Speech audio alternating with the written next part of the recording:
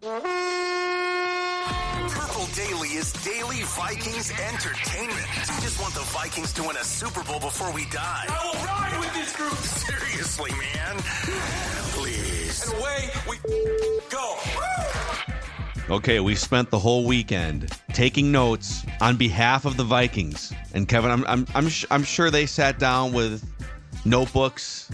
Sports Dad, I'm sure you had a handwritten notebook too, as always. Mm-hmm. But just in case they didn't, just in case the Vikings weren't staring at every single snap this weekend taking notes, we've got them covered here. So we'll go around the room and we will provide notes for Kevin O'Connell, Kwesi Adofo-Mensah, and the Vikings.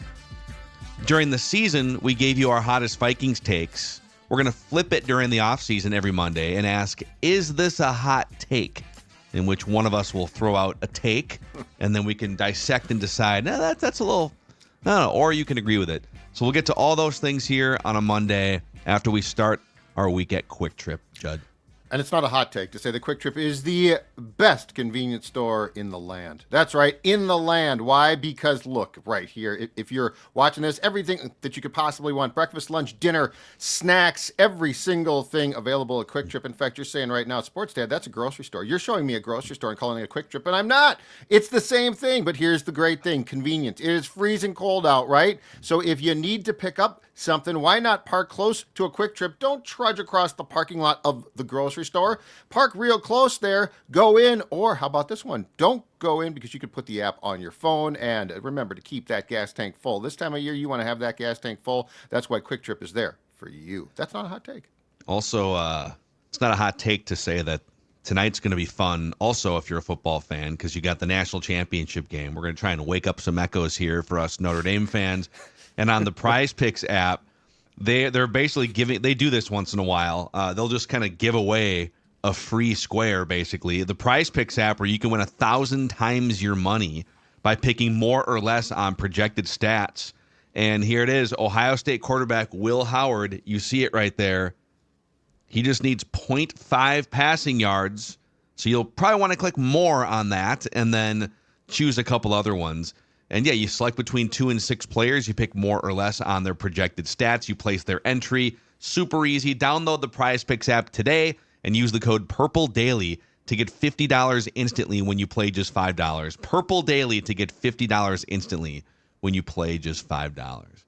All right, we've been taking notes all weekend long, watching the games. Dex, you want to lead us off?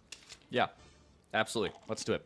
Well, you could take a sip out of the Gatorade. Let me take a sip out of this. Is really caught him right in the We middle. don't want to deprive you of that. You took him right in there. Here, got him. That was mid-sip. That's okay. You called him in. We got time. We got plenty of time. It's like the 8th. He's like, I usually pitch in the 6th. I'm in the bullpen here, sitting down, just starting to relax. The best part about a false by the start, way. This is tea. it always looks like beer, though. It always looks like beer. Because it's in a beer Stein. mug, basically. That's Stein, yeah. That's right. The best part about an offensive penalty, though, is at least you get to restart. You still get the down for the most part. So we still got 1st and 15 here. I'll just make up the chunk yard play that I messed up. The thing that I noticed the most, and what the Vikings can learn going forward, is you got to figure out how to effectively run the football. Look at some of the rushing totals for the playoff teams this weekend in the divisional round. So in the Ravens and Bills game, and yes, there are 2 freakazoids at quarterback there. That certainly helps with Josh Allen and Lamar Jackson, but the Ravens rushed for 176. The Buffalo Bills rushed for 147. Now, the Chiefs didn't have a great day on the ground, but I don't know if you guys forgot this, but they have the greatest quarterback of all time, so that makes life pretty easy when you can rush for 50. Yeah. But the Texans still rushed for $149. In the Eagles game, my God, 285 yards rushing for Philadelphia, just running it up and down the Rams all day long. It turned into a snow game, obviously, so that was a factor. But the Rams still go for $111. And then in the Commanders-Lions game, 201 yards for Detroit, 182 on the ground for Washington. And when you look at what the Vikings did on the ground last year, 109 yards rushing per game, that was about 10, almost 11 yards outside the league average in terms of rushing yards per attack. There was a lot of good things the Vikings offense did last year. Their points per game were above league average. Their yards per game were above league average. Their yards per play were above league average. But at the end of the day, if you can't run the football and you become that one-dimensional where your quarterback is sailing passes or he's having an off day and you don't have the running game to lean on, I think watching this divisional round, seeing all these great running backs or just schemes to make things work for them, Vikings can take a lot of notes there. Dude, I had this as my number one note circled 100 times. I'm so glad you went through the totals. I mean, Detroit, for example. Detroit wound up getting kind of smoked in that game. Like, and the turnovers were bad. But put it this way. Detroit ran the ball 201 yards for just under 9 yards per carry and lost. Because Washington not only threw the ball through the air and didn't turn the ball over, but they came back with a ground control game, scored 3 touchdowns on the ground, and it was more of a death by paper cuts as opposed to Detroit will bust off a 61-yard reverse or whatever. But it is crazy. And then you look on the season, too. It's like, well, Washington, it wasn't just a fluke that they ran for almost 200 yards on the road in a playoff game. Washington was like third in the league in rush yards per game. And Philadelphia had one of the great rushing seasons, offensive line running back in the history of the NFL, 2,000-yard rusher, and a quarterback who, before he got dinged in that game, can also move the ball on the ground. Buffalo-Baltimore, like whoever was going to win that game, comes out as one of the best rushing teams. The only exception is kind of Kansas City. They're not great at running the ball, but because they have Andy Reid, Patrick Mahomes, and Travis Kelce and a great defense, they can kind of just get away with doing Patrick Mahomes things. You should never build your team on the, hey, the Chiefs can do it, so can we. Right. You'd be, at that point, you should all be fired. But the thing that impressed me was Washington also. Now, they have Jaden Daniels, who ran the ball 16 times. But in my notes, what I wrote down, too, was just the amount of rushing attempts of the teams that won. KC, 22. Washington, 42. Philadelphia, 34. Bills, 36. So what that shows too is that they stick to the run game in some way, shape, or form, and the parallel of rushing attempts, at least to a large degree, is Washington, because that's an indoor game. Because you could easily say, well, the outdoor games, you got to run the ball more. You're not, well, that's fine, okay. But Washington and Detroit played a track meet indoors, and Washington still found a way to run the ball 42 times. Mm-hmm.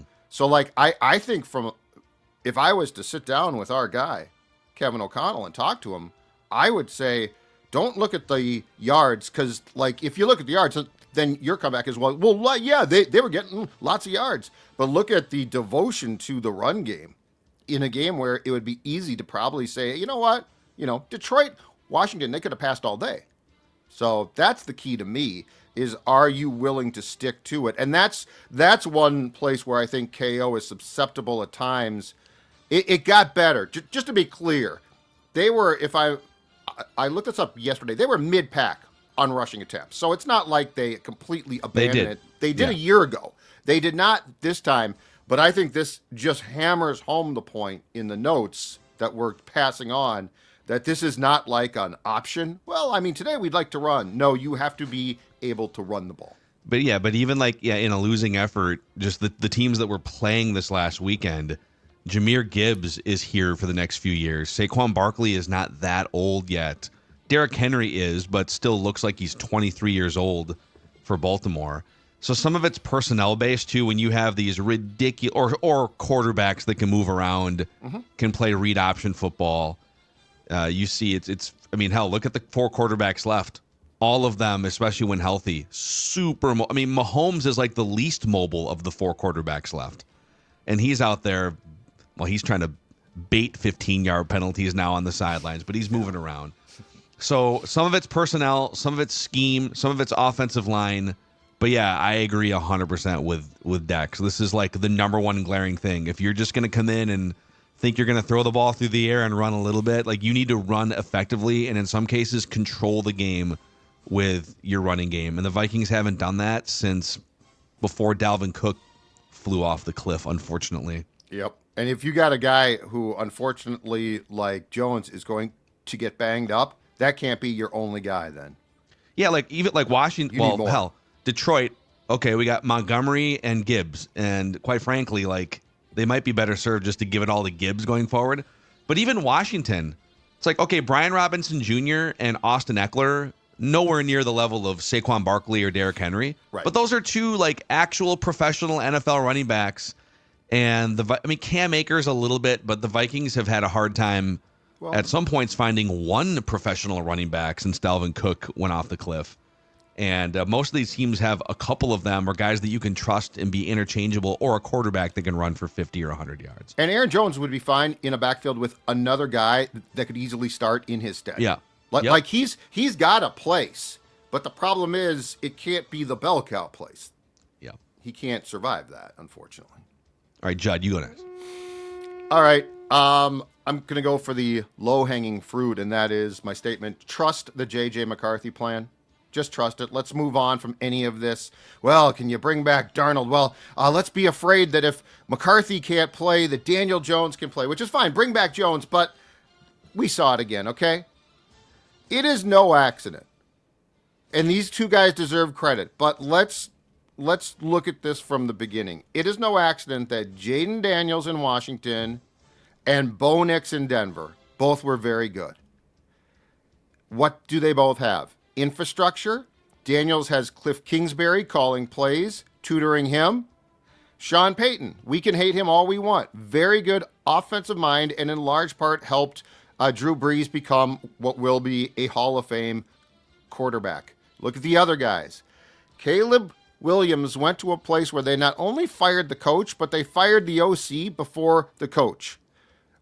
Drake May went to a place, and I still like Drake May a lot, but Drake May went to the Patriots, who fired their coach after one season. And by the way, he was a defensive guy, just like the Bears coach was. Michael Penix Jr., because he started to play late, it's hard to pass judgment. But the point is, if you have an infrastructure, if you have a place where they can cultivate a young QB, and this isn't to say the kid doesn't have talent. You need talent, but I think McCarthy has that.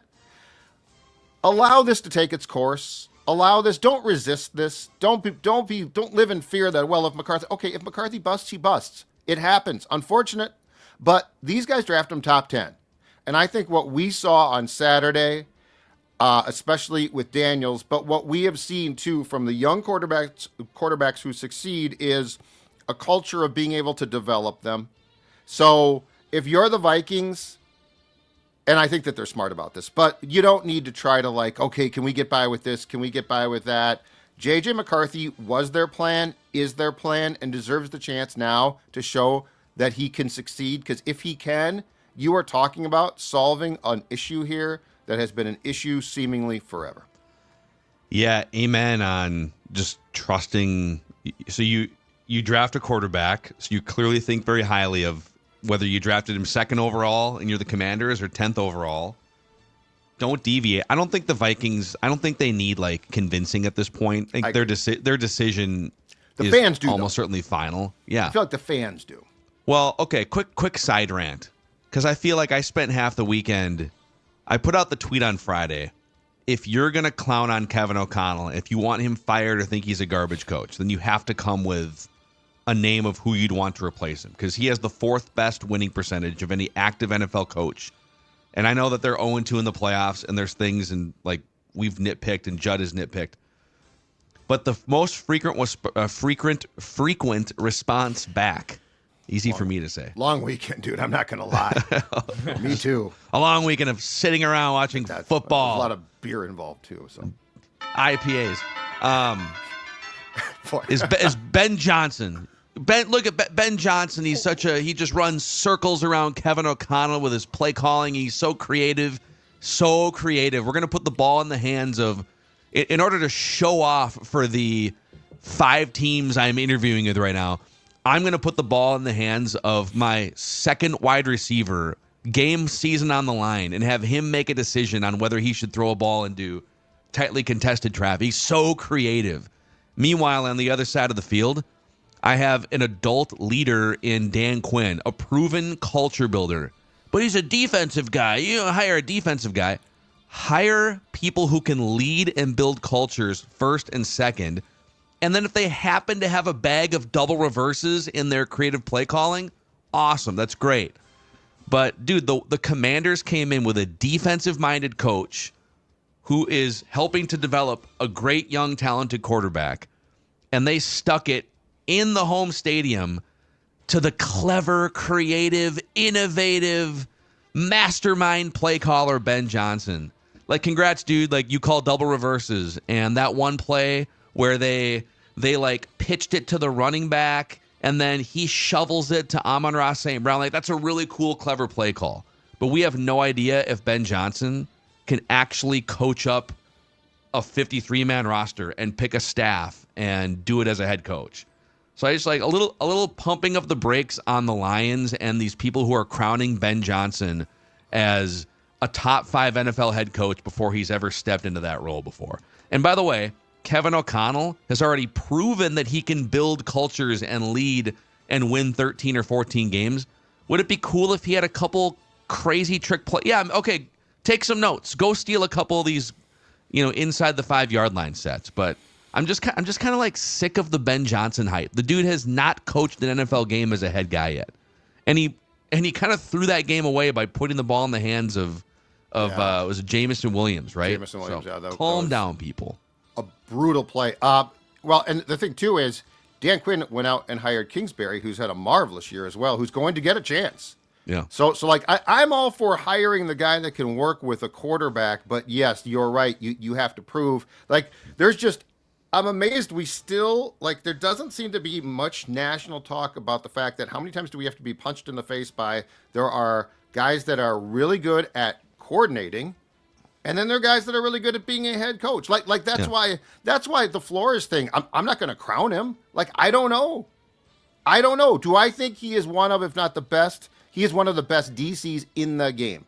Does that mean he's going to go to his next job and be a totally new guy? And the problem with that too is, like, O'Connell, for better or for worse, from day one here, is who he is. Yeah. He doesn't really change, which is awesome. You shouldn't change.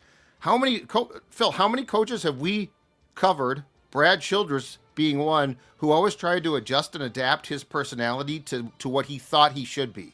The whole Belichick thing. The Belichick tree has failed because, for the most part, it's a bunch of guys who think, oh, the way to be is a tyrant. Well, no, that makes you a coordinator. So then it doesn't matter if you're a jackass. Yeah. Well, your job is to connect with people, also hold people accountable when they need to be, and get the most out of your roster. And maybe Ben Johnson winds up being an amazing head coach. I'm probably singling him out here, but we literally like make fun of Dan Quinn as a guy that's getting interviewed the last couple of years. Oh, he's just like a recycled retread. He literally had a 28-3 lead in the Super Bowl against the dynasty Patriots team. And yeah, they blew it, but all the work that they did and the work he did as a defensive coordinator with Seattle. Yeah. Not to mention, I know we're all obsessed with offensive-minded coaches here, but the Buffalo Bills have a defensive-minded coach, and Josh Allen turned out just fine. Josh Allen's the best quarterback in the NFL right now. So leaders, culture builders first, and then if they happen to be offensive-minded guys, okay, cool. Even better. Speaking of side rants, just a quick one. How after Mark Andrews, who I feel terrible for, drops that pass, how does CBS goes back to their studio show, their roundtable, and asks how guys are feeling, and Matt Ryan chimes in with nobody asks him, hey, dude, you know what? You were on maybe the greatest epic meltdown. Like, you were in a locker room where you guys literally bleeped away a Super Bowl. And he's talking about how, it feels terrible, I'm sure. What? How do you not ask him that question? Like, Mark Andrews dropped a ball in a huge game, no question about it. How does it feel to fail in epic fashion on a national stage? Yeah. What is that like? If you're going to weigh in, right, you got to be asked that question, don't you? Yeah. By the way, I know that everyone's going to put it on Mark Andrews, and it's terrible, and you got to catch that pass. But you know what happens if he catches that pass? The Buffalo Bills have 2 timeouts and 1:25 left at home. Funny. They walk down the field and kick a game-winning field goal or score a touchdown. Yeah, it really wasn't going to matter either way. Yeah. Okay, here's one for you. So I know that the Vikings probably aren't agonizing over this decision, and a lot of Vikings fans are out on Sam Darnold too. But my note for KOC and Kwesi, and really, I guess, anyone in football watching or listening would be, don't overestimate how good you think your quarterback is. Because Sam Darnold, the year he had, even if you take away a couple of the games that were bad late, probably still the 7th or 8th ranked quarterback out of 8 teams that were playing divisional round weekend. Like, how good you have to be to really crack like the top 5 once you get this late into a season. The franchise carrying guys that are actually worth $50 or $60 million a year is a crazy high bar. Josh Allen, Patrick Mahomes, Lamar Jackson, Jaden Daniels, and what he has done is, to me, elevated far above where Sam Darnold's at. Matthew Stafford, the game's over, right? No, it's not over, actually. Matthew Stafford's got 2.5 minutes left and a pulse, so you're going to sweat this one out. This show, Guilty as Charged, the entire show, I believe it was 2 or 3 weeks ago, Phil, you posed the question, and we actually discussed it and thought about, would you prefer Matthew Stafford or Sam Darnold right now in a big game? Did we do that around like the trade rumors? Or before the Rams-Vikings game? I think we did it before the Rams-Vikings game, or you might have gone through a bunch of QBs when the playoffs started. But, I mean, Nonetheless, we actually had that discussion, and I jotted that down in my notes on Sunday. I'm like, it was by that discussion now. Where it was a real conversation was when the Rams were under 500, the trade deadline was looming, and there was a couple little nuggets about would Stafford – I think he has a no trade, right? Would he be okay going to the Vikings? You're right, yes. And at the time, Darnold's playing the best football of his life. I think this might have been before the Jacksonville game. And a lot of people, and maybe even us, I don't remember, were saying, "Oh God, no, you would take Darnold for sure over that washed up." When you let the season play out, it's different. Even like Jared Goff throwing picks level above above Sam Darnold, Jalen Hurts and the mobility. So that's the bar. Like, if I would be so ruthless as a front office. Oh, you want $50 or $60 million?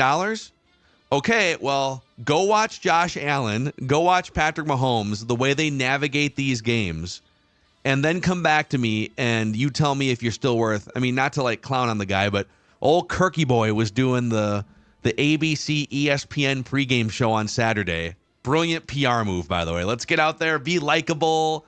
Right before I'm set to play hardball with the Falcons and try and force my release. And they threw it to him to talk about Patrick Mahomes, a guy that he has made about as much money as over the last 6 or 7 years to, in theory, carry a franchise.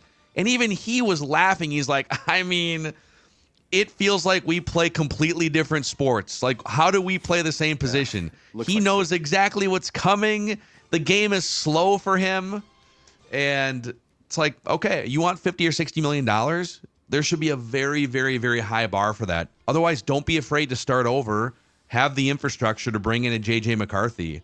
The Vikings are in a great spot because they aren't paying money to Dak Prescott or Jared Goff or Jordan Love, who now makes $55.5 million, right? I think there's a very good case to be made that if it's possible, following the Lions and Rams game, that Darnold's price point went down again. Like when you watch those guys, like if you need a reminder of, oh, okay, we're going to basically, and you know, just as importantly too, turn the keys to the franchise, put them in your hand, right? Like you're watching Stafford, and I mean, yeah, he lost, but think about that. They were dead in the water, and it was not all, it was not even close to being all his fault. There were some drop passes and stuff, but they are dead in the water in Philadelphia, incredibly tough place to play in the snow, and they had a chance. Yeah. I mean, that's pretty damn impressive.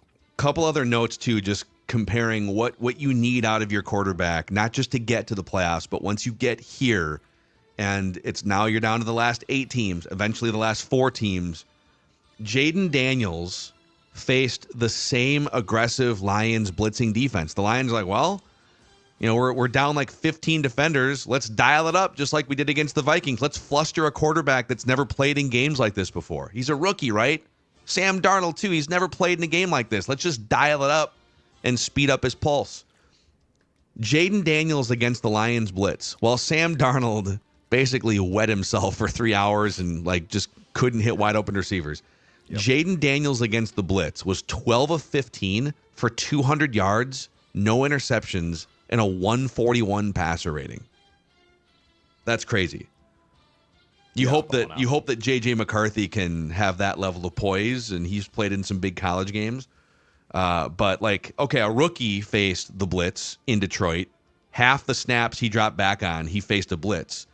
And I don't think his pulse went above 75 for 3 hours. And every time they'd show him on the sidelines, he was just meditating, looking around. Oh, he never super chill. Yeah. Been in the league for 10 years. I didn't see him clutch his helmet on the field once. Grit his teeth. No, he did not. A lot of consternation. I think there's a case to be made that Washington game on both sides of the ball, although they did give up points, but I believe they forced four Goff picks and a fumble. On both sides of the ball, the Vikings could have learned from what the Commanders did. That was a brilliant game plan. And plus, you should score. And it did frustrate me to no end, though. The Commanders were putting up the points. The Vikings, it's not like their offense it sucked. It was a good quality offense. And you're watching the Commanders put up all those points. And it's yes, this is what we all expected. Something, a semblance at least, right? Not a complete meltdown against a defense that has some parts back. But, come on. Detroit, they exploited the one thing that we thought that the Vikings could exploit, and the Vikings didn't come anywhere close to it. No. Okay, let's do another trip around the room here, at least, with notes that we've taken on the Vikings' behalf. And then is this a hot take is coming up as well. But let's shout out Padres, a place that we've done a few fun Purple Daily Unplugged events at. Judd, you get into any Padres this weekend? You know what? I absolutely did. Because Padres is a delicious beer, and you're saying, Sports Dad, why so? And I will tell you very simply, because all they focus on is beer. No other creative cocktails. They're not trying to get cute. They, in a beer essence, they run the ball. They run the damn football with delicious, delicious beers that power. That you can now find, no question about it. They get behind the beer guard and they run that ball with delicious beers that you can now find in 6-packs available at places like Lund's and Byerly's, Kowalski's, Haskell's, Hy-V, Total Wine, which is great, Cub and MGM. I've been suggesting that red ale for quite some time, but the English IPA delicious as well. So check them out. And again, if you do not see them in your liquor store bar, ask for our friends Padres beer. Minnesota Rusco is here to help make your remodel a reality. They've been Minnesota's hometown remodeler since 1955, and they're celebrating 70 years in business. And by celebrating, I mean they're celebrating by giving you 70% off all labor, no interest, no monthly payments until 2027, and a $70 gift card with every appointment. Cody and Casey at Minnesota Rusco have you covered if you're looking to make your remodel a reality. Turn to the experts at Minnesota Rusco, minnesotarusco.com, serving Minnesotans since 1955. Also, the Minneapolis Boat Show is coming to town here this weekend, Thursday through Sunday. The best in boating is coming to the Minneapolis Convention Center. The Discover Boating Minneapolis Boat Show in partnership with Progressive Insurance. Thursday through Sunday. Ticket information and schedule information available at minneapolisboatshow.com. Also, there's just no better place to see and buy brand new boats, pontoons, cruisers, fishing and towboats, and also accessories for your boating needs. minneapolisboatshow.com. Okay, more notes. All right, next one for me. Let's be a little bit more aggressive, KOC. So the fourth down attempts. Now, Old Dex Tweets did have one of the great predictions and write that down. History come to fruition with the 6 fourth down attempts that sweated out there at the end. It's true. You did, though. I was watching that Pat's Tap in Minneapolis across the street just anxiously with both fingers up. Just give me one Pat's more Tap. fourth Pat's down. Tap. Yeah, Pat's Tap, baby. Went to Ola Rapa for dinner before with some friends. Then we went to Pat's Tap. Great spot. Love me some Pat's Tap. Shameless plug. But when you look around at all the great fourth down attempts that teams are attempting here, and the Vikings this past season in 2024 attempted just 13 fourth down attempts. They converted just 6. Think about that. Even if you remove the attempts, if I were to tell you going into the season, the Vikings are going to have a top 10 offense. Sam Darnold's going to have a resurgent season. Justin Jefferson's still going to be great. They're only going to convert 6 fourth downs over the course of 17 games. You'd be like, what? I mean, you're not really thinking that they're going to be going for one per drive, but you would think somewhere in the double-digit range that they were able to convert at a 50%, 60% rate. 6 fourth-down conversions successfully for the Vikings this year. That's it, dude. The Commanders had 20 successful conversions in the regular season. The Lions had 22.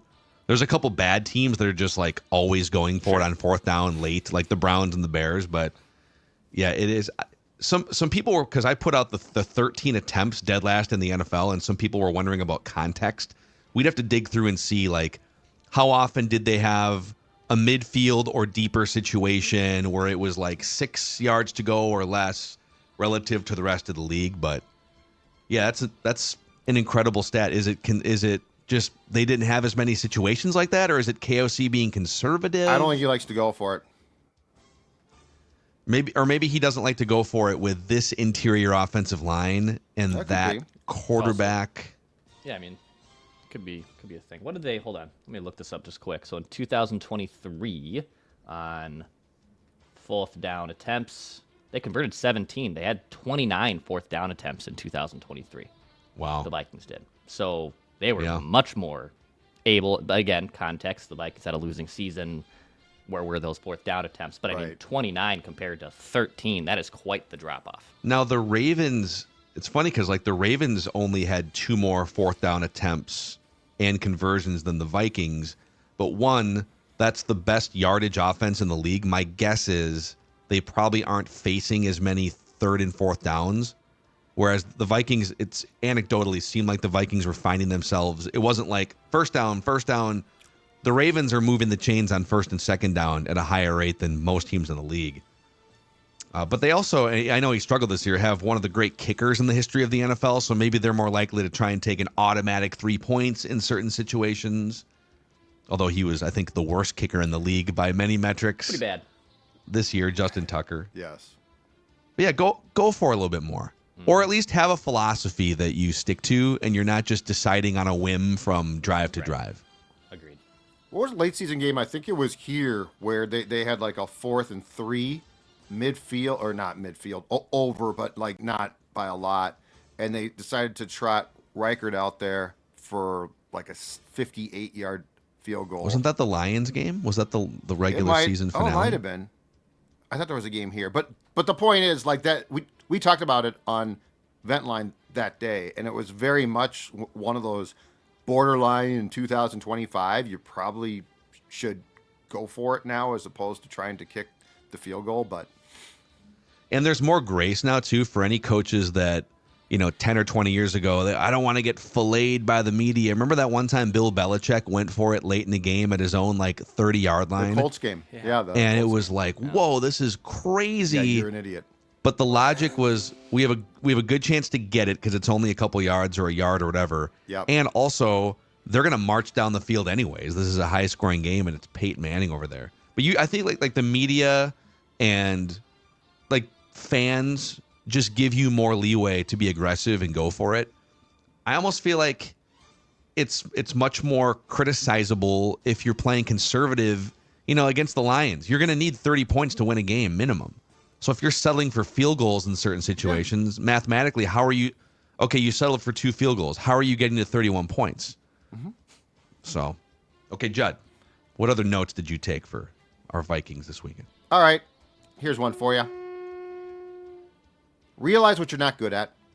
And by that, I don't mean players. I mean development, and I mean development of interior offensive linemen and especially guards, okay? Because if you look, it is not impossible. It's not against league rules, for instance, to draft a guard in the 5th round that you really like.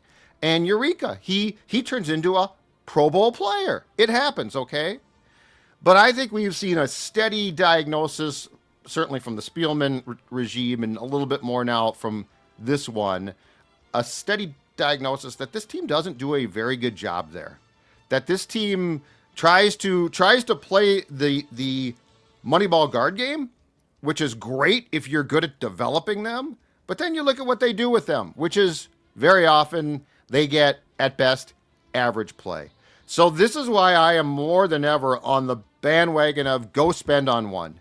Because you can develop players, and you're probably, for instance, quarterback. They've now got a quarterback whisperer, right? You're going to get a quarterback God willing, on a cheap contract for 5 years or 4 years now, but you've got the guy to develop him. Yeah. This team has just shown time and again that they are not good at developing interior linemen. I don't know why. I don't know if it's coaching. I don't know if it's scouting. It probably is a little bit of both. So know what you're not good at and use your cap room, which you have now, to address it through free agency to make yourself stronger. So quit trying to be cute and say we're going to really trick this up and then fall short. This weekend again showed you have to have interior line play that can kick butt. And the most important thing too is you can say, well, yeah, but they're a fast team that plays indoors. Not if you don't have home field and you want to go to a Super Bowl, you need to assume it's going to go through an outdoor team. Well, and a segue into, I'll loop my next note in with what you just said, because I wrote down at one point, Mekhi Becton, that absolute bus of a human being playing right guard for the Eagles, is a free agent. He is an unrestricted free agent. Now, he is a road grader in the running game, and you saw on that, I think it was it the Saquon? No, was it Jalen Hurts? It was one of the big runs. And he is just moving people out of the way. That linebacker for the Rams, he's just picking him up and tossing him aside. And then, of course, 2 or 3 other times, Jared Verse just beats him in pass. But he's not a great pass protecting right guard. But so there's answers out there in free agency. If you want to fix your run blocking, Mekhi Becton will fix your run blocking. If you want to fix other elements, Trey Smith, but he's going to cost $20 million a year if they don't franchise him. So I guess if it's you guys, Trey Smith is the one all-encompassing answer, but he's going to be the highest paid guard probably in the history of the NFL. Also, I will say, when you're playing offensive line in front of Patrick Mahomes, everyone's PFF grade goes up a touch, I feel like. When you have a guy, everything from pre-snap to communication to scheme, everything just gets elevated when you're playing with a quarterback that good. But would you guys lean toward kind of reverting back to find dudes that can help you in the run game primarily, or would you be looking for pass protectors first and foremost? Because you might not be able to get guys who are all of those things in all 3 of those spots right away. Go ahead, Dex. Yeah, that's the trade-off, and it's a weak link system, right? With offensive linemen, it takes one kind of weaker link dude to make everything fall apart sometimes.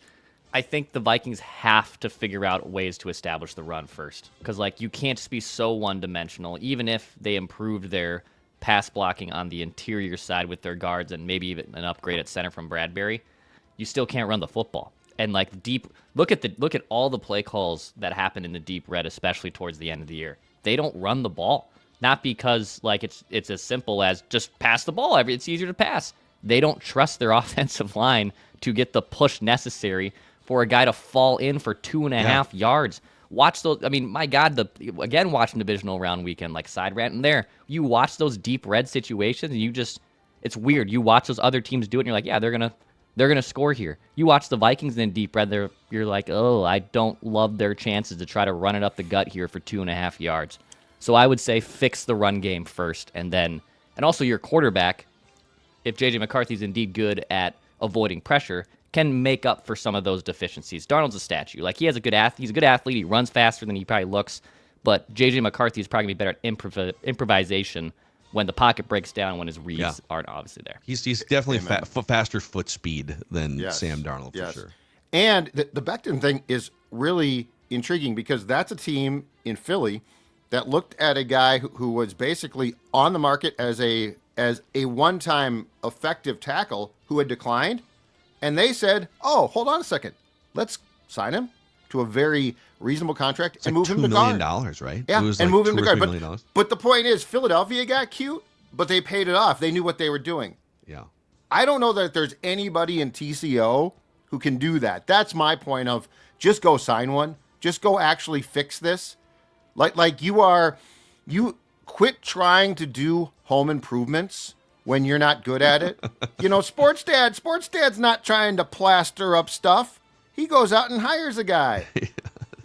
So just accept the fact that you've tried, it has not worked. Now go find at least one guy because I do think that a absolute kick-ass road grading guard changes the entire dynamic of the inside.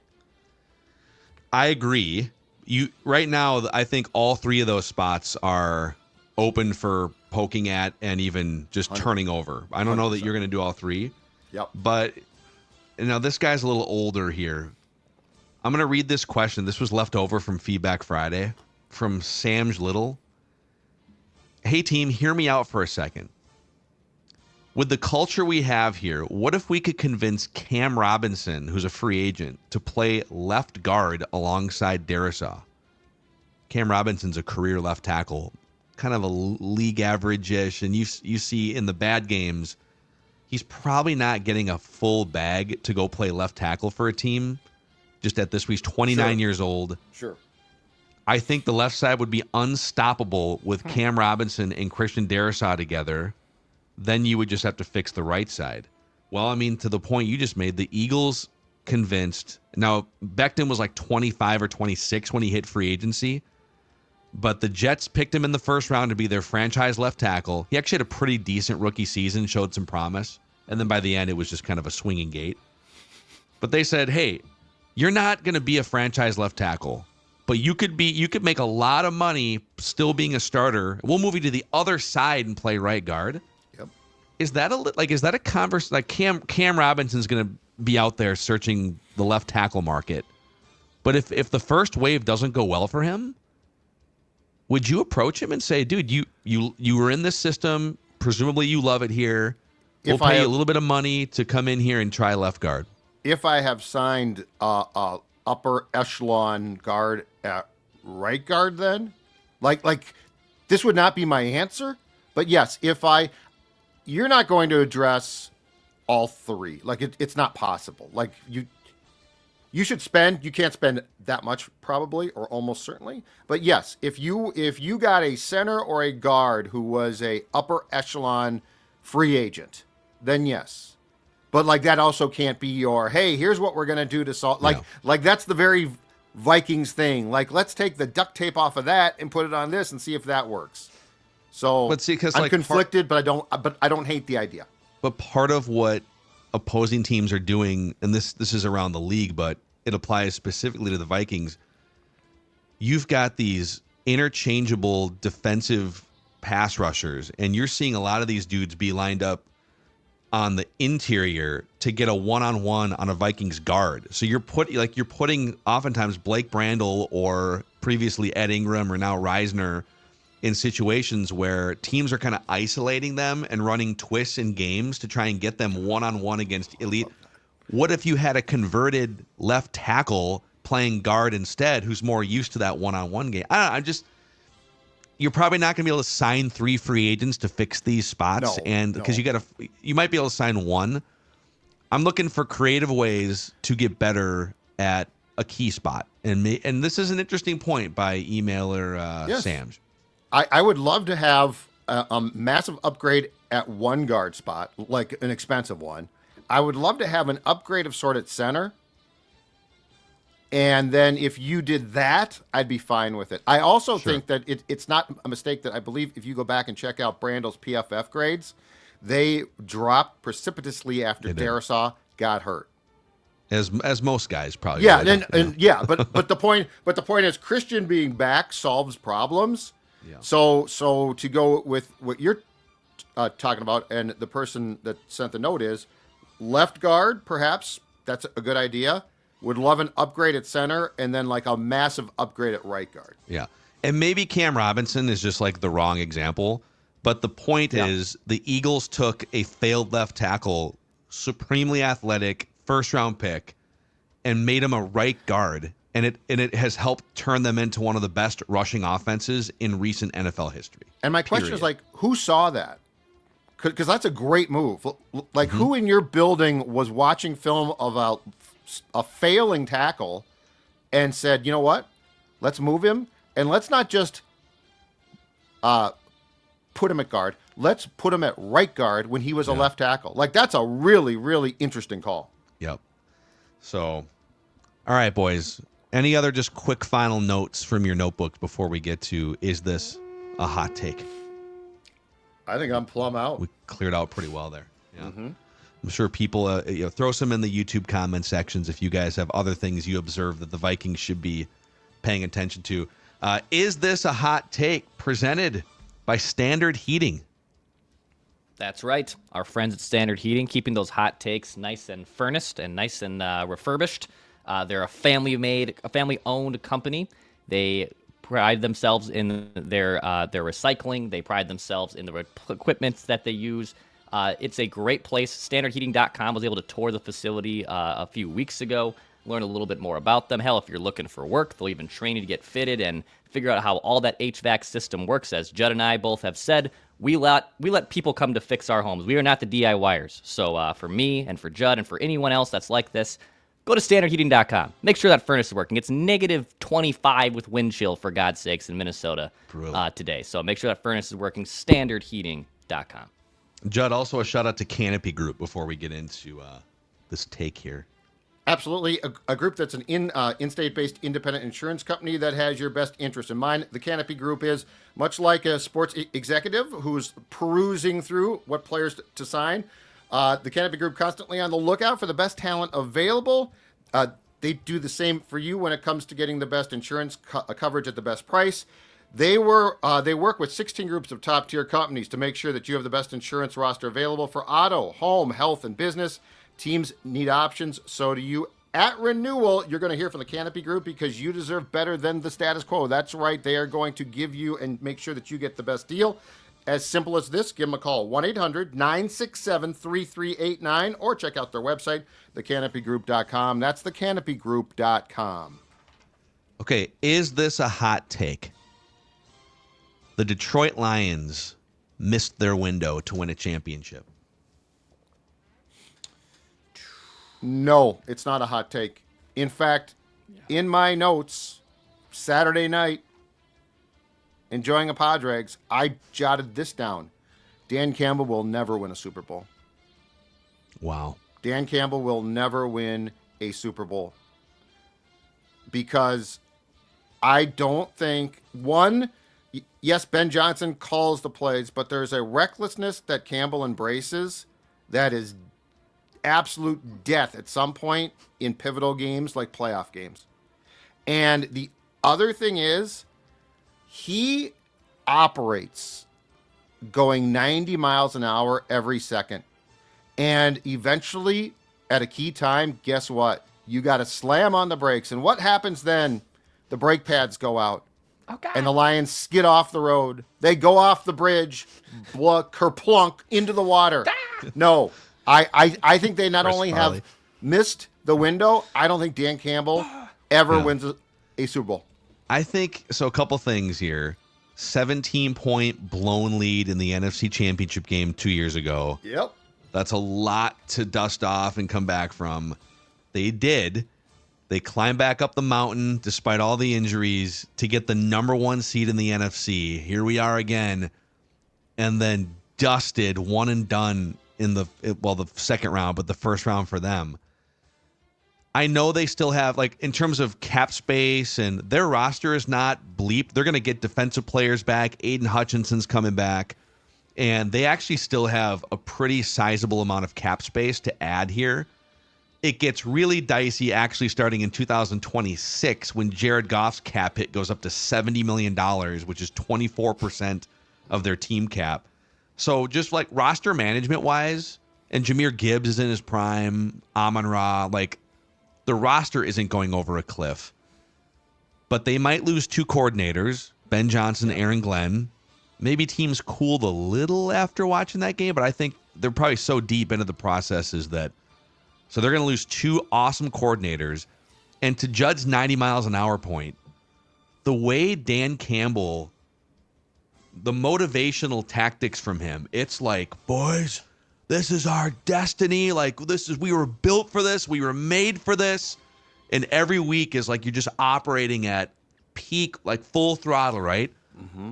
Can you have this happen 2 years in a row, climb back up the mountain again? Tough schedule because they're playing a first-place schedule again. The NFL moves fast, man. The 49ers, boom, off to the side.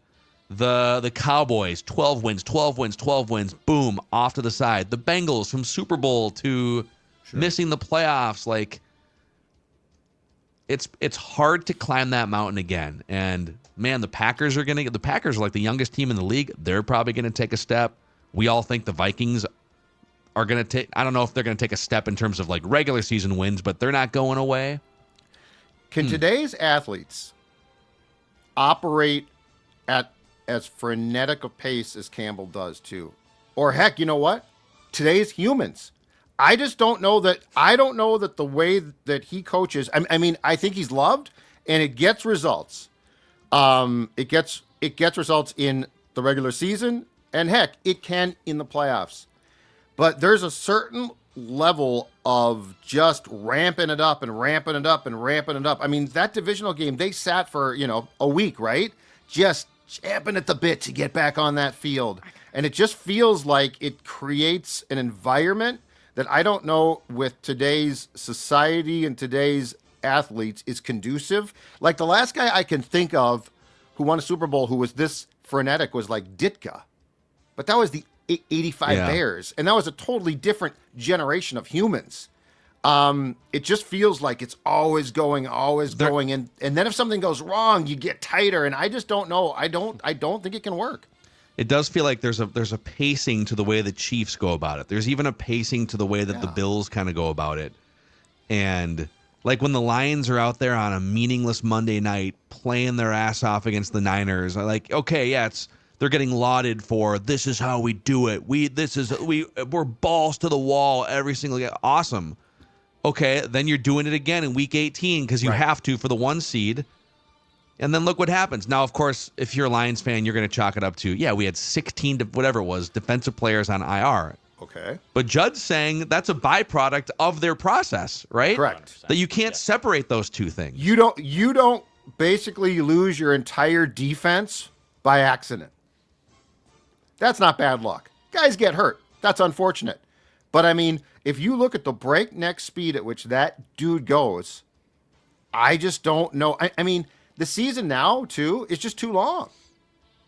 18 weeks, 17 games, playoffs included. It's just, that's a lot to keep your foot on the gas continually and basically say, we're going to plow through February, which is what he tries to do. Dex, is that a hot take? The Lions have missed their window. I don't know if it's a piping hot take. The thing is like regression is going to happen to like the Vikings, of course, like from a record standpoint. Regression is probably also going to happen from Detroit, but is a 10-7 Lions or Vikings team that is obviously regressed from their win total from 2024. Does that 10-7 team look and feel different? Because I think that is also an important part of this is like we look at the record and yes, like we'll see the Vegas over-under win projections here in the next month, and you could say fade this, but that team's still going to be really good. So I think they missed their window just because they're probably going to lose both coordinators, the infrastructure around them, and I also just don't know how sustainable the Dan Campbell 90 miles an hour pedal to the floor approach works long term. I just don't. Yeah, and the coordinator thing, those guys, we're about to find out how well can Dan Campbell hire and replace, and also does he need to have more influence in a couple of, because it seems like he's been much more the 30,000-foot cultural leader who chimes in on when they should go for it and not, and then just kind of lets those dudes do their thing on offense and defense, and he's been great at it, but he must like the trick plays though, and having Jamison Williams throw the ball at that point in time, and then he said in retrospect, well, I wish he had run. Okay, then what are you doing putting the ball in that dude's hands in that situation? Yeah, I mean, he gets to make the decision. Do you know what we would do to KOC if Justin Jefferson had thrown that pass? Yeah, but I think Justin Jefferson is more trustworthy to make a decision that's not going to shipwreck the game for you. But I'm saying, let's say that KOC loved his trick plays and had more success, and that in that situation you put the ball in the wide receiver's hands and he throws it and it gets picked, we would have crucified him. The other thing too is like so much focus on Like a lot of people think Lions and their success, and it's because of the crazy trick plays. It's the crazy Ben Johnson mastermind, right? Well, there's an element to that, but that to me, that's the seasoning. The Lions' offensive line and Jahmyr Gibbs and David Montgomery and the way that Jared Goff dissects in the intermediate range, that's the basis of why they score 30-plus points a game. And then, of course, you sprinkle in once or twice a game something explosive that you didn't see coming. So, like, if you're the Vikings and you're looking to learn lessons from the Lions, it's not like, they need a double reverse in the third quarter. No, they need to be able to run the ball from the 6-yard line and score a touchdown with their running back. That's what they need to do. Mm-hmm. But I'm sure Lions fans will catch wind of this and clown and dunk, and that's fine. Lions fans found out how this works in the NFL. Just because you plow your way through the regular season and get home field advantage, you're not guaranteed anything, including a spot in the NFC Championship game. They're kind of finding out for the first time. If you're a Lions fan and you're still being haughty this morning, you need some type of check, a reality check of some sort, because like what you saw was not bad luck. It was you all basically took we're going to live life to its fullest a little bit too far too quickly. Pacing. Yeah. Well, I mean, but that's what pro sports is about now, right? Also, like, what happened in that game was not as fluky as Lions, because there's a lot of Lions fans like, well, I mean, if we would have had, obviously if you have Aiden Hutchinson, everything's different. But that Commanders team didn't just like stumble their way through into the NFC Championship game. That's the thing. The the AFC hasn't changed a lot at the top in the last 5 years because it's another Mahomes, Josh Allen, Lamar Jackson kind of thing. But those Commanders, I know that we've been laughing at them for 30 years, not for the next 10. Here they are. That's different. This kid looks so good. And imagine, too, your last game, if you're Detroit, was against the Vikings and Darnold, who was hyperventilating that entire game. Like, he was like, and you turn around and your next game is against the coolest kid in school. Till JJ McCarthy puts a jersey on in the regular season. That Jaden Daniels, man, you're right. That flatline stuff. And it's not, he's not flatline in a bad way, but you can't frazzle him. No, super chill. And he's up there, dude. He's like calling his own protections at the line these last couple weeks too. He's got command. So, all right, that's our Monday episode here of Purple Daily. We are full steam ahead, just like Dan Campbell, 90 miles an hour into the off season.